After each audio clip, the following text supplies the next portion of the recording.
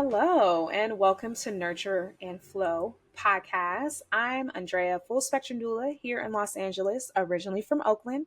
And for the last 8 years, I've helped families have better birth experiences, even if we have to deviate from the plan. Welcome to this week's series, or we're actually episode 4 now of the series Birth Ready, A Partner's Guide to Birth. Last episode, we talked about what did we talk about last week? Oh, last week we talked about you being empowered as a birth partner. And this series is really all about partners altogether. And today we're going to be talking about the birth plan and preparing the hospital bag. Why do those two things go together, Andrea? Well, because some things in your birth plan will inform you of what needs to go in your partner's birth bag and what birth bag you need to have. That's right. You need to have a bag for yourself when you go in the hospital. It often gets forgotten. Sometimes we overpack. We don't need to. A lot of things for baby is given to baby at the hospital, except that cute going home outfit. So we're going to talk about that today. But we're going to start with the importance of a birth plan. Now, if you are new to this process and you're not that far along in the process, or maybe you're just oblivious, and that's okay. I'm here to help.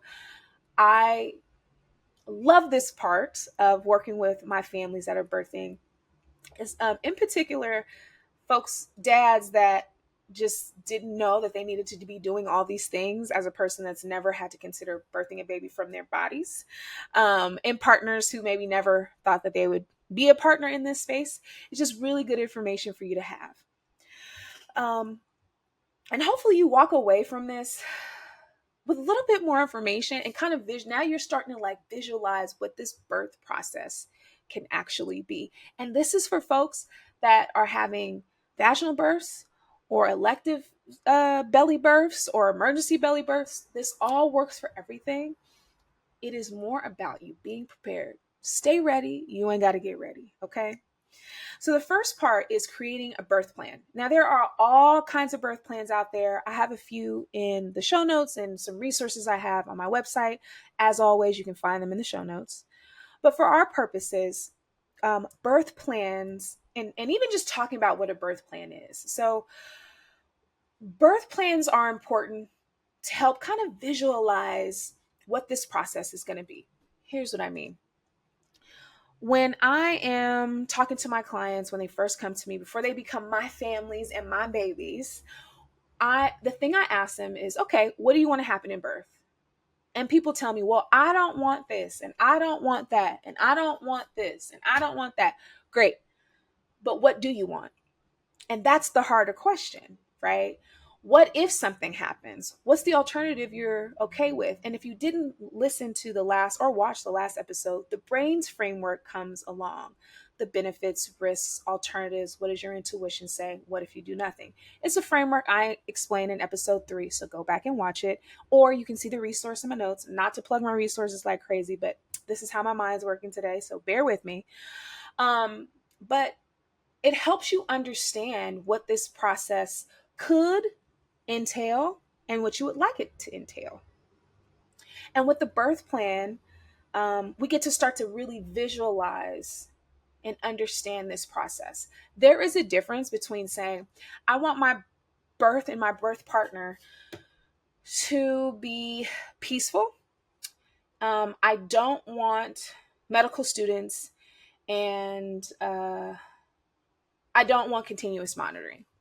Now, for someone that's never heard those terms before, the only way you'd find out is by building a birth plan. And what's great about a lot of birth plans online, you look one up, a lot of them will have that information. And what you can do is stop, pause, and say, do I even care about this?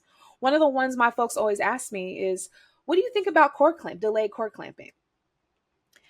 It's a topic that you'll hear floating around. I have my opinion about that. I think you have to make a decision that best suits you. I think it's no harm in it. Me, as a person that's witnessed this, I don't believe in a lotus birth, which if you don't know what that is, you can Google it, but it's a very delayed form of cord clamping. But you don't know that unless you have a birth plan. And birth plans, the templates that are out, and there's so many, So many you can Google online and compare some to just even understand some of the questions, or answers to some of these questions that you may not know. And it'll help you and empower and advocate for the person that's birthing as a partner, because I'm talking to you partners, for you to understand what you need to understand. A lot of times people think birth plans are these rigid, we're sticking to this plan, that's the only way it's going to go. Well, I'm going to tell you right now, we are on baby's time. We don't get to decide really anything except how we show up. So I'm always going to talk to you about the decisions you can make for how you show up in this space. Okay. In a birth plan, there's all kinds of preferences. So I'll give you an example. One of my previous families last year, I think the baby will be 2 years old. Shout out to Ruby. She was, oh my goodness. I was their birth and postpartum doula. And I spent almost a year with them total. And we had a great birth plan. We talked all the time. We had to switch gears and had to do a belly birth. And then we got home and we did postpartum together. And it was just a process. And the thing that I reminded, especially my type A people out there, is that we can only control what we can, and we can show up for everything else the best we can. And that's all we can ask ourselves. And when I'm thinking about a birth plan, I think about those alternatives, right? If I decide I don't want any medical intervention and I'm thinking I want a natural birth, I'm here to tell you to stop for a moment. And I'm talking to partners. We want a natural birth. Yeah, that's great. But what does your body say naturally? Sometimes you can have contractions and the baby is faced in the wrong way. So you might need someone to go in, reposition the baby. And you may not have thought that you needed that, but that might be a part of it.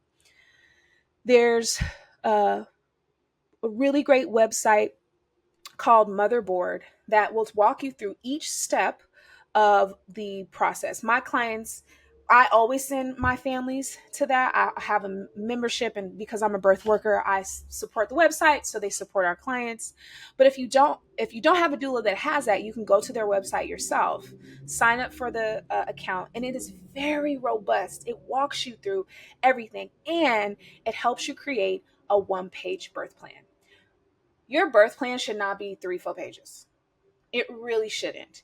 You should have a birth plan for a vaginal birth and a birth plan for C-section. If you're having an elective C-section, or you going in, you're having twins, baby hasn't rotated, whatever, you know that you're going to have, your baby's going to be not born vaginally, you can also have a birth plan. It can be non-invasive. It can be calm and soothing as well. It's not, okay, F it, we just gonna have a C-section, it's gonna be whatever. No, you still get to decide how that experience can be. There's really great videos online that I'll put that you can see, about how C-section cesarean birth doesn't have to be as scary. And I think with going through a birth plan, you'll start to notice that it's not like the movies. Birth is not somebody's water breaks and you run to the hospital. You got time if your water breaks, especially if your partner's full term. You got time. You don't have to rush to the hospital. You have a little bit of leeway. It's not an emergency. Nothing's an emergency until it is. And you'll know because what? We're asking questions. We are a participant in your care. And being a participant in your care and staying ready, you ain't got to get ready, filling out a birth plan will do that. Here are the top things that I think we should be thinking about when we create a birth plan. Have a birth plan, your ideal birth plan. Have a birth plan in case you have to have a cesarean birth. And still be talking about the things that might come up within the realm of just a normal birth. If you have high risk, if your partner is a high risk pregnant, has a high risk pregnancy, they have a high risk pregnancy, there are things that you probably, particularly as a partner, need to look out for, and might also tell you what's going to have to be thought about within the birth plan. For example, if your partner has had a C-section before and wants to have a vaginal birth, there are things that you will probably need to do and pay more attention to as a partner in order for that to actually go smoothly. And it still may not, but there are things that you can be doing and thinking about going into the birth plan. What kind of body movements do you need to be really focusing on? What do you need to do before labor and delivery, and what you need to do during, that might up the chances of making sure that a vaginal birth happens. Now, making sure is, I use that term very loosely. I'm just saying making sure we've done all the things before we just jump into another cesarean birth. In the birth plan, talking about, do you want students in the room, especially if you have a hospital birth? Who you want in the room is another big one that folks get really nervous about. A lot of us, not all of us, get along with our families. Hello. So what does that mean? It might just be you and your maybe your doula or a family friend that you can trust to tag you in and out of the birthing process, so that you as a partner supporting the birthing person. Sometimes we don't mind. Sometimes folks are like, you know what? We'll see everybody when we get home. Which I have a comment about that, but we'll talk about in postpartum. But that needs to be said in the birth plan, especially with the labor and delivery. They can wait in the lobby all they want, but it might just be that you and your partner really just want to have this experience together, and there's nothing wrong with that. And the hospital staff can also help kind of manage that. If you don't have a doula, that can also help you manage that. Another part to that is, do you want skin to skin? What kind of interventions do you want to have for babies? Sometimes folks want to wait before they get the vitamin K shot, or have the drops put in their eyes. And if you don't know what I'm talking about, you will, because you're going to fill out this birth plan. There are options that you can take, right? Me as a doula, not everybody in my experience wants a whole room yelling at them to push. Push, push, push, push. Like, no. Some people want to hear one voice. And I ask people about that really often. It's very overstimulating. It can be in the hospital when you're having a baby. There is the doctor, their assistant, the nurse, the people there that are going to be with the baby when the baby comes. It could be anywhere from 7 to 10 people in the room. And if you're high risk, it'll probably be more than that. It's a lot of people. And it can be distracting if you make it to the end and that final push and people are yelling at you. It might leave, not you specifically, but yelling at the person that's birthing the baby, and you as a partner might start to feel overwhelmed. One voice in the room, not a whole lot of yelling. And what that looks like is the count. So while your birthing person is pushing and taking breaths and whatnot, you're coaching, or the doula's coaching and saying, it's usually by a count of 10. And when a contraction comes on, the birthing parent is going to be bearing down and pushing baby out. Like, I'm doing the reaction. And if you're only listening to this, I just scrunched my body over trying to explain. But what they're doing is holding a push down for about 10 seconds. Sometimes you can count up to 10. Some people like when you count down, or you just cue someone. I'm more of a cueing person and a low count. So I'll give you an example. Okay, birthing person, you're having a contraction. Let's get to it. Big deep breath and push. 10, 9. Now I might cue someone and tell them to put their chin down because they're curling over. They're holding that breath. 3, 2, 1. Good job. Big breath in. Get back to it.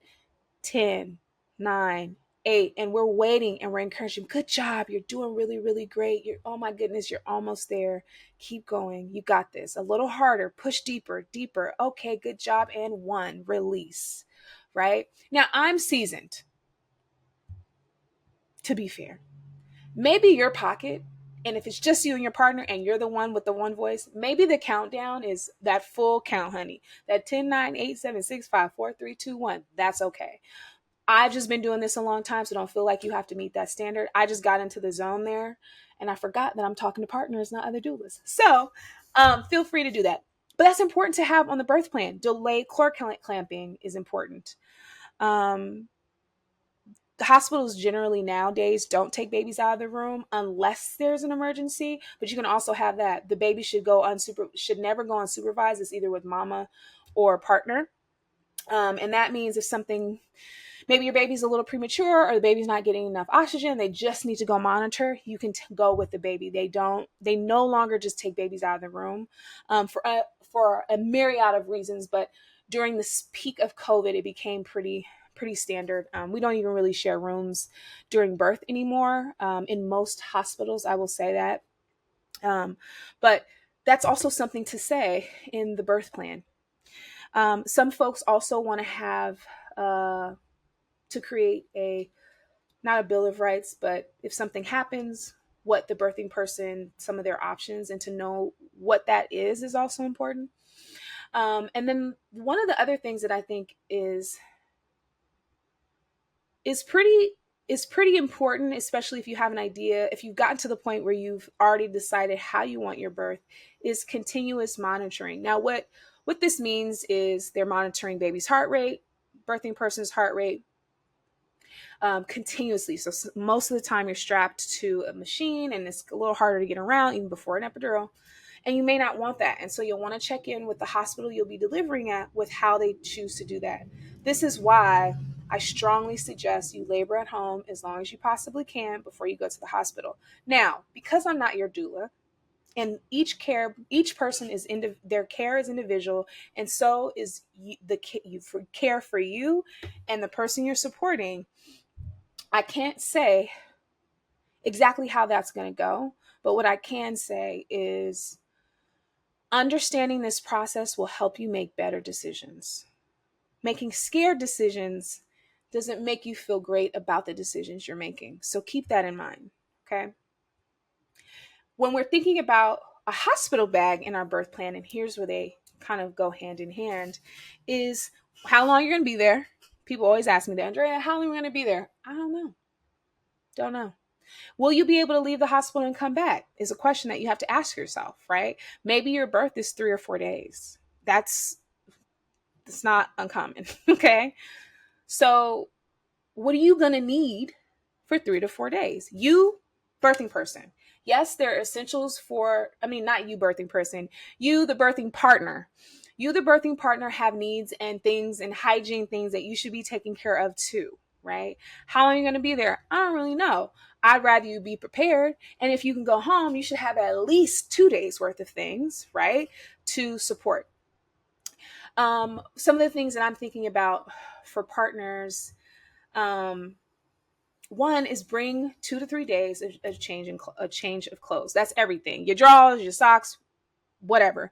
And things that you don't mind getting dirty or messed up by fluids, and you feel comfortable, okay? Comfortable shoes, things you can walk around in. Maybe not wear your favorite Jordans. Maybe not. Maybe your going home outfit, but maybe not during labor, okay? Your personal care items.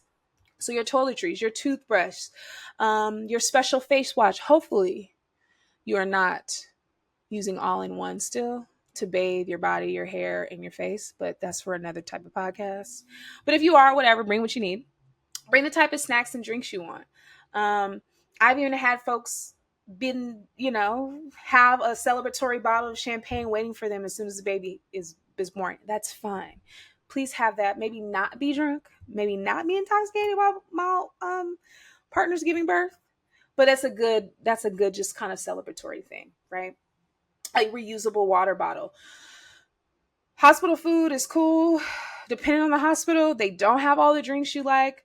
So these snacks and drinks are really important. And the disposable water bottle, we're trying to be environmentally friendly around here, but it's also nice if you have a tumbler or something like this. Like I always have. I have so many of these. It's just easier to keep water in the room. You don't have to keep getting up, or we're not wasting water bottles, or it's easier to get water in here for free than it is to buy a bottle of water. And let me tell you, bottle of water is way too expensive for how contaminated and how terrible plastic is for our environment. It's also ultimately inevitable in some ways, but we can prevent it. Great. And this is yours, right? The staff be more than happy to give you ice to put in here so it's nice and cold. Just bring your own reusable water bottle. Entertainment. Yes, you can bring entertainment things, right? So for those of you that will be working towards a vaginal birth, it's going to be a while. It's going to be a while, okay? That does not mean that you should be ignoring your partner. I'm not saying bring your entire game sense system unless your partner is completely okay with that. I don't know too many that are. So I would walk real carefully there. And that might change when y'all get to the hospital, depending on how labor's going. But bring a book, bring a magazine. If you got a Kindle and you like to read, cool. Bring your headphones, put one in, maybe not both, so you can listen to an audiobook. Um, uh, Bring your camera if you're going to be taking pictures of baby and the birthing person and yourself. Um, and with that, bring your chargers. If you can, if this is feasible, making sure you have all the extended cords to all of your electronics. When you're in the hospital room, it's like the outlets are in certain places. So where you might be sitting, you might have to like be in a corner somewhere doing something with your being in the corner, plugged your phone up. Or if you're, working on something, passing time with your laptop, make sure you bring those. So I would strongly suggest when you pack your hospital bag, whenever you pack it, that'd be the first thing that you pack so you don't forget. It is nothing worse than having to buy one on the fly or sharing a charger with your birthing partner who's also, you both are on the same charger. It just gets to be too much. So get those extended cords if you can. If you can. And if you can't, that's okay, as long as you have them so you can stay in contact with everybody. Okay. And then as a partner, here's where the birth plan is intertwined or another place that the birth plan is intertwined is the support items, right? There's a rebozo. There could be massage tools. Maybe your job is to read off the affirmation cards that your partner wants you to read so that they can stay motivated and in the zone. Maybe it is the yoga ball. Maybe it's a peanut ball. Maybe it is an inspiring picture. Maybe your partner's doing hypnobirthing, so you have the hypnobirth stuff right on your phone, ready to go to play for them when they need it. Maybe you're just making sure it's on their phone. You've got the contraction calculator on your phone, so download one of those, please do, so that you know what's going on. Even if you're hooked up to the machines, it's just good practice to see where someone actually is with their contractions. Okay. Some other support items, making sure they have chapstick. Okay. Double checking their hospital bag to make sure they have everything they need. Making sure if your partner plans to breastfeed that they have everything that they need to do that as well. Right. But you want to be smart in your packing. You don't need to bring your whole house. You should not have loads of luggage. The baby does not need more than an go home clothes and a car seat. The hospital, and maybe a cute blanket. The hospital is going to give you so many diapers, so many wipes. They're going to get a little hat and little mittens. If you want to bring a hat and mittens or whatever, that's great. But because they're constantly monitoring the baby, they're going to be taking those clothes on and off. It's not necessary to pack a whole thing. You don't need really anything for the baby other than the things like I said, maybe a onesie. Sure. They'll be giving you a swaddle blanket, so you can bring your own swaddle blanket, the go home clothes for the baby, blanket and car seat. That's really all you need for the baby, truly. Especially if you're going home. You should be leaving the hospital and going home anyway. Unless you got to make an emergency stop to the grocery store, even that shouldn't take that long. You should be going beeline home, okay? And then as far as your partner's bag, that's for another episode. I just want to really focus on you, but making sure that they have what they need, because guess what? They can't do everything, right? Can't remember everything, but you could be a great backup. And so with your birth plan, having a little cute checklist of what's needed. Partner also can have comfortable clothes. They can get things that are comfortable throughout birth. If you're having a cesarean birth, you probably know that you're not going to be there for 3 to 4 days. You're probably only going to be there for 2, as long as there's no complications. And so that way you know how to pack as well. You should be packing less if you know that you're having that. You can also bring diffusers with you. You can bring speakers with you. These are all things that create an ambiance for you. And creating your birth plan and packing your hospital bag should inform that. Okay.